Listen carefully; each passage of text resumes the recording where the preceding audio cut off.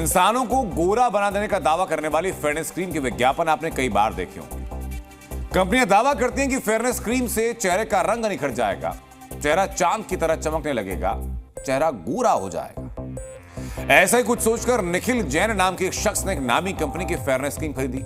निखिल गोरे तो नहीं हुए, लेकिन धोखे का शिकार जरूर हो। पूरा मामला क्या, सुनिए जरा। निखिल जैन ने साल 2013 में एक फेयरनेस क्रीम यूज की। कंपनी ने 3 हफ्ते में चेहरे का रंग गोरा होने का विज्ञापन दावा था, इसलिए 3 हफ्ते तक निखिल ने क्रीम को इस्तेमाल किया, लेकिन चेहरा गोरा नहीं हुआ। निखिल ने आरोप लगाया कंपनी पर कि कंपनी ने भ्रामक प्रचार किया और अब उपभोक्ता फोरम ने कंपनी पर 15 लाख रुपए का जुर्माना लगाया। कंपनी को 50,000 रुपए जुर्माना हर्जाने के तौर पर निखिल को देने होंगे। बड़ी बड़ी कंपनियों की फेयरनेस क्रीम मार्केट में उपलब्ध है। कोई गोरा करने का दावा करती है तो कोई कहती है कि स्किन चांद की तरह चमकेगी, लेकिन यह सिर्फ कंपनीज की एक मार्केटिंग स्ट्रेटजी के अलावा और कुछ नहीं। इस केस में भी कंपनी ने अपना पक्ष रखा और कंपनी ने कहा है कि हमने इसका वैज्ञानिक प्रयोग किया। हमारी क्रीम 16 से 35 वर्ष के लोगों की स्किन को यूवी किरणों से होने वाले कालेपन से बचाती है।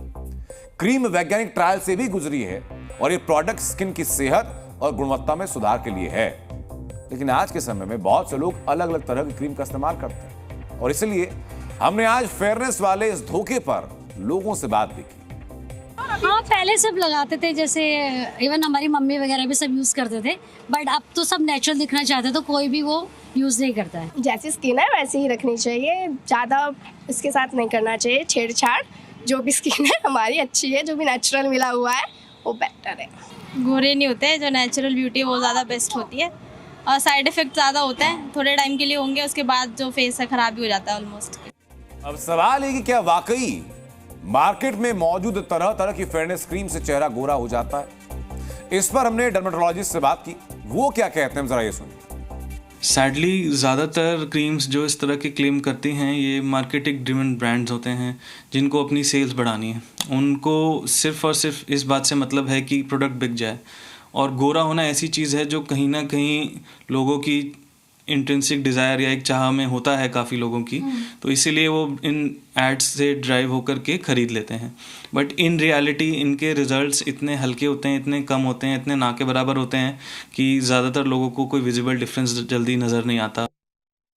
गाजियाबाद के मोदी नगर में नकली दवाई के गोदाम पर ड्रग विभाग ने छापा मारा तो नकली दवाइयों का भंडार वहां मिला। ड्रग विभाग ने एक सूचना के आधार पर 2 जगहों पर छापेमारी की थी।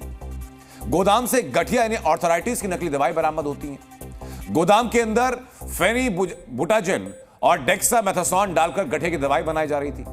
डेक्सामेथासोन स्टेरॉइड है जिसके लगातार सेवन से किडनी और लीवर खराब हो सकता है। गोदाम से 8 लाख गोलियां बरामद की गई जिनकी कीमत लगभग 12 लाख रुपए की है।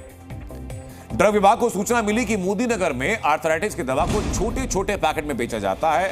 ड्रग विभाग को पता चला कि बिना लाइसेंस के काम भी हो रहा है, जिसके बाद गोदाम मालिक मुकेश भाटे के खिलाफ केस भी दर्ज कर लिया गया है। इनको खरीद के बिना किसी लाइसेंस के इनको खरीदा जा रहा था और बिना किसी लाइसेंस के ही रिपैकिंग किया जा रहा था। एक छोटे पाउच में 10 कैप्सूल पायरोक्सिकैम के, 10 टैबलेट फिनाइलब्यूटाजोन की और 10 टैबलेट डेक्सामेथासोन की डाल के और उस पे एक येलो कलर का बाय की दवाई करके लेबल डाल के और पूरे ऑल ओवर इंडिया में सप्लाई किया जा रहा था। जिस तरह नकली दवाओं के सौदागर एक्टिव हैं, उसे देखते हुए आम आदमी को, आम लोगों को नकली दवाओं के सेवन से बचना होगा। और बचने का एक ही तरीका है कि दवाएं हमेशा अधिकृत दवा विक्रेता से लें और दवाई का बिल आप जरूर लें। कई संभावनाएं हैं कि इससे आप बचे रहेंगे।